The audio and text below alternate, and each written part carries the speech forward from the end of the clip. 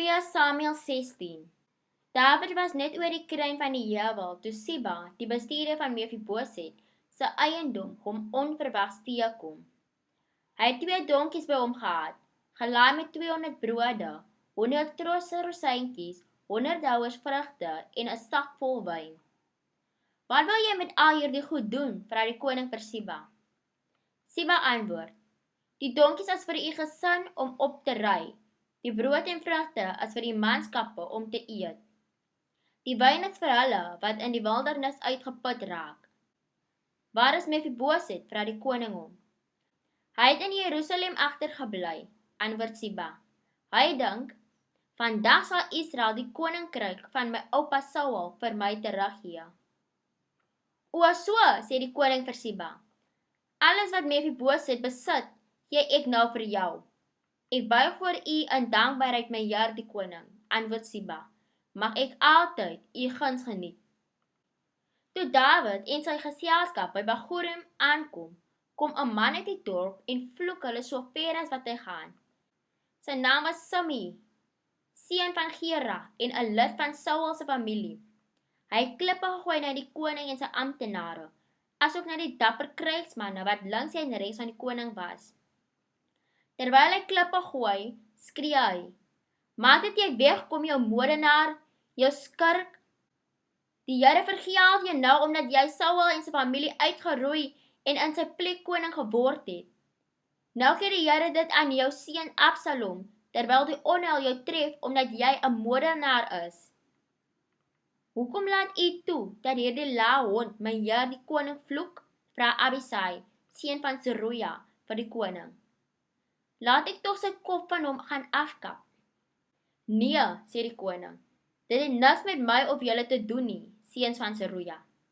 Hy vloek so omdat die Here vir hom gesê het, vloek Dawid. Laat hy dit maar doen. Wie kan dan vra, hoekom doen jy dit?" Dawid sê verder vir Abisai en die amptenare: "My eie seun probeer my doodmaak. Hoeveel te meer hierdie Benjaminiet? Los hom uit en laat hom vloek, want die Here het vir hom gesê om dit te doen.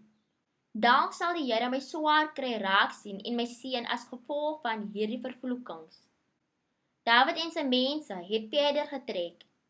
Simei het op die oorkant se heuwel gelyk met hulle geloop en gedurig bly vloek, klippe gegooi en stof opgeskop. Die koning en sy geselskap het moeg by hulle bestemming aangekom en daar gerus. Intussen het Absalom en die hele leer van Israel by Jerusalem aangekom. Agitofel was saam met hom. Toe Dawid se vriend Husai die erekiet by Absalom aankom, sê hy vir hom: "Lank lewe die koning, lank lewe die koning." "As jy dan nie aan jou vriend getrou nie?" vra Absalom. "Hoekom het jy nie saam met hom gegaan nie?" "Nee, ek is getrou aan die een vir wie die Here hierdie mense en die magte van Israel gekies het. Al my lojaliteit gaan na hom toe," antwoord Husai. "Wie sal ek dien? Behoort ek nie die seun te dien nie? Soos ek u pa gedien het, so sal ek nou vir u dien." Daarna vra Absalom vir Agitofel: "Gee julle nou vir my raad oor wat my nou te doen staan." Agitofel sê vir hom: "Gaan en slaap by jou pa se byvroue wat hy agtergelaat het om die paleis op te pas. Dan sal die hele Israel weet dat jy jou pa beledig het, sodat daar geen sprake van versoening meer is nie. Dit sal u volgelinge se hande versterk." Hulle het toe 'n tent bo op die dak van die paleis opgerig, sodat almal kon sien hoe hy by sy pa se byvroue gaan slaap. Absalom het Agitofel se raad aanvaar, net soos Dawid gedoen het, want elke woord wat Agitofel gesê het, was destyds asof dit direk van God afkomstig was.